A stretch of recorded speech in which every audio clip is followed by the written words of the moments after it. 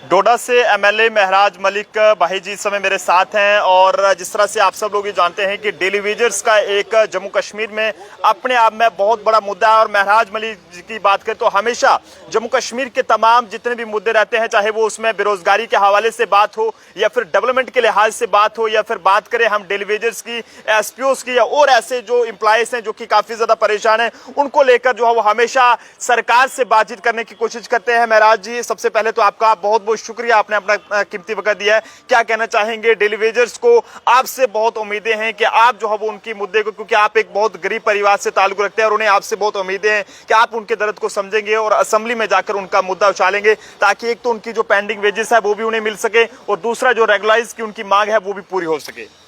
देखिए, पिछले 10 सालों में मैंने देखा है लोग अपने घरों से आते थे, सड़कों पे प्रोटेस्ट करते थे, उम्मीद थी कि भाजपा की सरकार हमारा उजाला करेगी। लेकिन अब आपको फिक्र करने की ज़रूरत नहीं है, किसी को भी फिक्र करने की ज़रूरत नहीं है। जो आवाम के मुद्दे हैं उन्हें ऐवान में महराज अपनी उन्हीं लोगों के बल पर पूरी ताकत से उठाएगा। किसी को सड़कों पे आने की ज़रूरत नहीं है, प्रोटेस्ट करने की ज़रूरत नहीं है, क्योंकि यहाँ पे प्रोटेस्ट करने के बाद भी वो अपनी आवाज़ को बुलंद करते थे, लेकिन पार्लियामेंट में या असेंबली में उनकी आवाज़ को उठाने वाला कोई नहीं होता था। इन्होंने बहुत सारे लोगों के दरवाजे खटखटाए, मंत्रियों के, एमएलएज के, लेकिन बात नहीं हो पाई। इतना यकीन दहानी दिला सकता हूँ कि जब असेंबली का सेशन होगा और जब कभी भी मौका मिलता है, महराज उन मुद्दों पे हमेशा बात करता है। देखिए, मैं एक बहुत बड़ी आवाज़ बनकर उभरूंगा। आप देखेंगे ऐवान में जो सड़कों पे बात उठती थी या घरों के अंदर आवाज़ उठती थी, अब वो ऐवान में उठेगी। और मैं उन तमाम लोगों को बताना चाहूँगा, फिक्र करने की बात नहीं है, जो भी आपकी आवाज़ होगी उससे बढ़ चढ़कर महराज ऐवान में उस आवाज़ को बुलंद करेंगे। महराज जी, डेली वेजर्स को आपसे बहुत उम्मीदें हैं। हालांकि सरकार भी ये कह रही है कि उन्हें जल्द रेगुलाइज किया जाएगा, लेकिन कब तक होंगे? और साथ साथ और भी जो वादे हैं सरकार ने अपने मैनिफेस्टो में बताए हैं, क्योंकि आप भी उनका एक हिस्सा है, आपने उनको समर्थन दिया है। देखिए, मैं तो एक हूँ, मुझे दुख इस बात का है कि जो 29 हैं, 28 एमएलएज हैं भाजपा के, उन्होंने 10 साल में कैजुअल लेबरर्स को कभी बात की? मुझे तो शर्म आती है उन लोगों पर जो बीजेपी का समर्थन करने के बावजूद भी उम्मीद रखते हैं सरकार से। भाई, आप उन लोगों से भी कोई मुंह तो खुलवाओ, कोई उनका एक नेता तो बोले कि कैजुअल लेबरर्स को परमानेंट करना चाहिए। मुंह खोलने में क्या दिक्कत है? जब जय श्री राम के नारे असेंबली में लगाए जा सकते हैं, उनका जवाब दिलाने के लिए सड़कों पे लोगों को इकट्ठा किया जा सकता है, क्या इनके ज़ुबान से एक बार भी ऐसी बात नहीं उगलेगी कि कैजुअल लेबर को परमानेंट करो? मुझे शर्म आती है वैसे लोगों पे। महराज तो बात करेगा। देखिए, जम्मू कश्मीर का बेड़ा हमने उठाया है।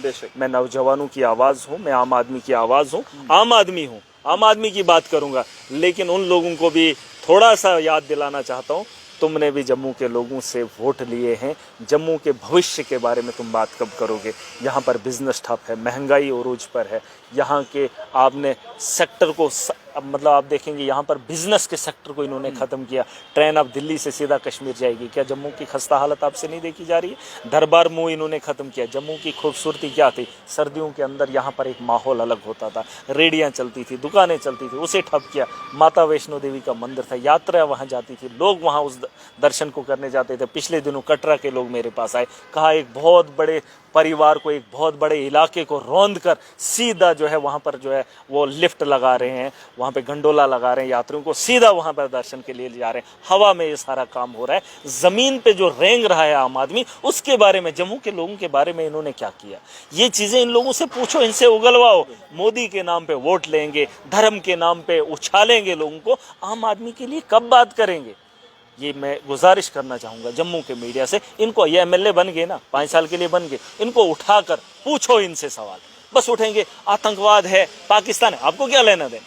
आज सरकार से सवाल करो, सरकार वादा कर रही है 200 यूनिट फ्री दे रही है, आप बोलो कि सबको करो, महराज उनके साथ खड़ा हो जाएगा। यहाँ पर इन्होंने स्मार्ट मीटर लगाए, जहां 150 रुपया बिल होता था, वहां इनके दौर में हजारों का बिल। और ये बोल रहे हैं हमने जम्मू कश्मीर और लोगों ने जो बड़ी गलती की है उससे मैं नाराज हूं।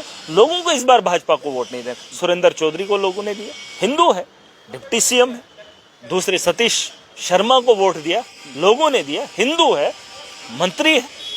इनको देने एक बार बदली होनी चाहिए थी और ये वाला बदलाव जम्मू के लोगों को करना चाहिए था। जिस दलदल में हमने देखा, जिन हालात को हमने देखा है, मुझे तो बड़ी शर्मिंदगी हो रही है कि फिर भी इन लोगों ने उन्हें वो चुना है। अब अगर चुन ही लिया है तो इनको घरों से बाहर निकालो, इनको बोलो प्रोटेस्ट करें सरकार के खिलाफ, अपने मुद्दे मनवाएं, कैजुअल लेबरर्स को परमानेंट करवाएं। महराज उनके साथ खड़ा है अगर ये लोगों के हित की बात करेंगे।